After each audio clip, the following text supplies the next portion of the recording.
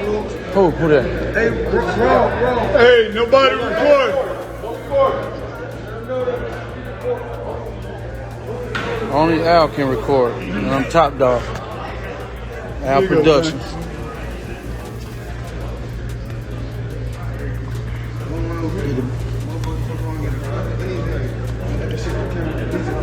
But we know what's with us. We ain't sure, so we put this shit out there just to get to get one. Well, we on live. Good move. 3100. I'm a 32. Get away.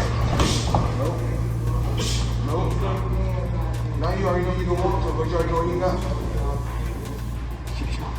Officially, Floyd Mayweather is back in the running, and he's not merely observing this time. He is leading his once protege back into combat. But Tank, man, this is God day, you know. He got the two baddest people in the business and on this, what you call it, that's Al and Floyd, you know.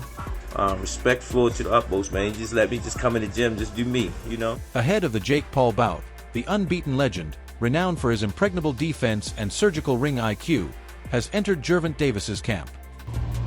That body shot already got you. Good move. 3100. I'm a 32. Get away. No. Now you already know you can walk to, but you already know what you got. Tank vents out on social media. He's been through a lot, you know, throughout his life. So, but I take my hat off to him. I'm proud of him. Saturday night we had a game plan. This is where the twist lies. This reunion is profound. Tank signed a contract with Mayweather Promotions that lasted until 2022. A strong 7-year career that molded him into one of the top names in boxing. Their breakup occurred immediately following Davis's final bout under Floyd's promotional banner, a knockout victory over Rolando Romero. I don't want to go too deep into it because I don't want to bring up mine, but it was somehow that they were saying that I was messing with his daughter off of the fact that she kept Snapchatting me. Okay. She kept hitting me on the Snapchat, so they sent it to Floyd, and Floyd bugged out. Okay. So that's what made. Their reunion now feels like a pupil going back to the teacher who taught him how to avoid getting hit. Floyd is doing what he does best in the gym. Tank's shoulder roll should be tightened, his counter time should be adjusted, and every action should shout money team accuracy. That Tank boxing skills is really better than his power. He just didn't have to use his boxing skills, but Tank can really box his ass off. And so when we in a boxing gym, Sean, as you've seen me tell Tank a lot of times, stop always resorting just to your power and use your boxing skills. And that's what Tank did in this training. It goes beyond training. Mentoring is being revived. Tank is learning from Floyd how to control pandemonium, force opponents to swing at air, and dominate calmly. Tank is also locked in. More deadly, more composed, and sharper than before. This combat camp isn't like the others. Two eras are coming together. Do business with you if you act like this. But it happens a lot in boxing, though, right? Oh yeah, because to be it's common in strategic. boxing, yeah. Floyd was telling him all these things. Floyd's given this counsel to Yes. Gervonta. Who do you think's telling him to do the rehydration clauses and not, putting all these stipulations on me? You can't do this, you can't do that. The ring needs to be this size. It's Davis Garcia. It's not. But all these things were all by the pupil built to perfection after the master provided the plan. Because you're not merely getting ready for a bout when Floyd Mayweather decides to train you once more.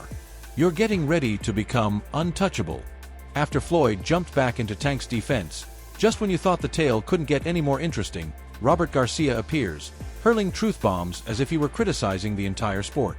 Yeah, Tank is great, but he never gave us the fights we wanted, the man essentially remarked. I think Tank never gave us the fights that we really wanted, never really gave us those challenges. He never really challenged himself. He didn't give Rogues that rematch, which he should have. Mayweather did it when he had a hard time with Maidana and Castillo. Right away, he did the rematches to prove everybody wrong, and look at what he did. He beat him. What do you know? He's not incorrect. Tank is out here signing autographs and sparring heavyweights for fun, while we've been waiting for those iconic fights, the Roach rematch, the Shakur bout, and the LMA fantasy matchup for years. Garcia even mentioned that whenever Floyd was questioned, he always came back stronger. Castillo Maidana made a rematch declaration right away. However, Tank simply moved on as if he had abandoned his most difficult test. So Tank should have done the same. He didn't. That I could criticize. But then at the end also, if you're making 30 to 50 million, I don't even know what he's making. If I had one of my fighters get an offer to fight a big celebrity, a big YouTuber for 20, 30 million dollars, I would probably... Don't get me wrong, I understand Garcia's perspective. As fans, we desire real drama, actual fighting, and smoke. However, you start to think, wait a minute, when you see Tank earning perhaps $50 million for an exhibition with Jake Paul. Who among us would object to that? Please, let's be honest. You would put on your gloves tonight if Jake Paul offered you that kind of bag. And that's where Garcia's perspective becomes intriguing. Although he dislikes it, he accepts it since, in the end, belts gather dust when tanks retire, but that money provides for generations. I don't blame him. You know, it's boxing. At the end of his career, 20 years from now, nobody's gonna care of how many belts he won or who he fought. The only thing that matters is that he's gonna be able to take care of his family, himself, for the rest of his life, and that's the most important thing. So I don't disagree with what he's doing. Do I like it? No, but I don't disagree. Thus, while we may not have gotten the conflicts we desired, Tank did obtain the life he desired. That's a different type of victory, to be honest. And then all of a sudden, Robert Garcia had us discussing respect and legacy. The $1 Million Mayhem show is the result of Jake Paul and Gervonta Davis flipping the script. A bonus KO. That's not boxing, bro. That is a side quest in a video game that has real-world repercussions. According to Jake, there is a huge knockout bonus. And from a different time zone, I think I could hear Tank grinning. When you're holding that much cash in front of someone like Tank, every blow feels intimate. The only reason it had to be an exhibition is just because of the weight. Yeah. But other than that, there's a winner. I don't know if I can say it, but well, there's like a big knockout bonus. A big knockout bonus. Okay. So if someone knocks the other one out, they're gonna get a big bonus. A bonus? A knockout bonus? Hold on. Let's go back and confirm a few things. So there will be a winner and a loser, unlike that Floyd Mayweather, Logan Paul. This is no longer solely about pride.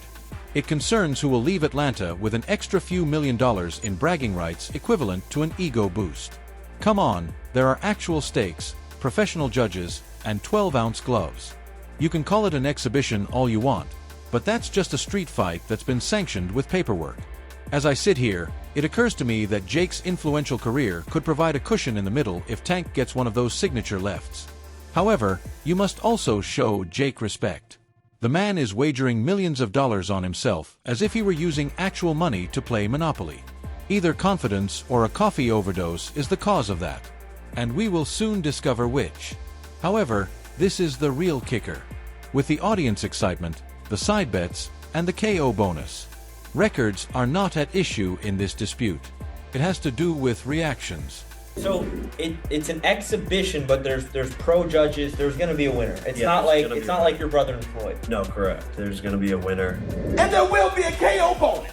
So whoever wins by KO, they get a big bonus. Well, there's like a big knockout bonus. Okay. So if someone knocks the other one out, they're gonna get a big bonus. And TKOs are included. What about, does TKO count? Yeah. Okay, good. I'm betting $10,000 on Gervonta Tank Davis to knock out Jake Paul on my book. The internet goes crazy if Jake prevails. Tank will represent poetic justice if he prevails. In any case, we're all watching like it's the season finale of boxing's most unpredictable soap drama because someone is leaving richer and someone is leaving sleepier. Jake Paul versus Gervonta Davis circus couldn't be much more unpredictable, just as you were thinking it would. Tarver, Antonio the Magic Man, takes over. He's talking facts, bro. In essence, Tarver expressed what we have all been thinking in private. This fight may appear a bit strange. I mean, we've seen David versus Goliath before, but this one's got Netflix cameras, a size difference you could park a truck in, and Tank trying to punch uphill like he's battling in VR mode. Well, you know, Jake a businessman, and everybody know that. You know what I mean? But Gervonta Davis is a fighter. You know, he's a champion fighter, and hey, but it's a great event, man. It's gonna be huge. Netflix is involved, and anytime you know you got those big players involved, you know it's gonna sell. So here's the beauty of it, though. Tarver wasn't being hateful. He was simply being honest. As everyone knows, Jake has the power of someone who owns a supplement company. However, Tank has that precise blink and you're snoring. However, Tarver is correct. In terms of aesthetics, it will look amazing. Jake has a linebacker's build. Tanks are constructed like grenades. The math is your responsibility. One is attempting to explode, while the other is attempting to avoid vaporization. And I understand Tarver's interest. This clash isn't like others. It's the equivalent of a glitch in the Matrix in boxing. Everyone watching understands this, including you and me. It's lights out if Tank landed clean. However, if Jake makes advantage of that scale, keeps it lengthy, and transforms it into a power chess match, we may be in for one of the most bizarre and interesting exhibitions in the history of combat sports. Make numbers, do numbers, and everything. I just don't know how the fight's going to unfold. Yeah, you know, yeah. A lot of times when you're that much bigger than a guy, you can just hold him off. You know what I mean? Is he just swinging and all that? But I don't know, bro. I have to see them in the ring and see how it even looks. We view it as chaos enthusiasts, but Tarver views it as a veteran. Additionally, I'm here for every moment of this chaos. I'm not sure about you. Ultimately, this battle involves more than just a struggle between strength and accuracy. It's a full-fledged extravaganza in which pandemonium and money shake hands as boxing meets Hollywood. Floyd Mayweather has returned to the lab, honing his tank like a diamond. Jake Paul is transforming the ring into a battlefield for billionaires. Legends like Antonio Tarver and Robert Garcia are also weighing in, suggesting that there is a crossover episode that we didn't anticipate. This is a moment, not simply a conflict. A moment where you can recall where you were at the time. Regardless of whether you believe Floyd is too intelligent to lose contact, Jake is too brave, or Tank is too little, there is no doubt that someone will leave feeling richer, someone will leave feeling humbled, and the rest of us will talk about it for years to come. But hey man, that's just me speaking from experience. Like I said, today is a different era in boxing, it's a different time. You know what I mean? Everybody chasing a bag, and I think that's what's really motivating most of these guys. Yeah. You know what I mean? Please share your ideas in the comments section. Who do you have? The giant or the grenade? Let's hear how you interpret this insanity. Additionally, remember to like, share,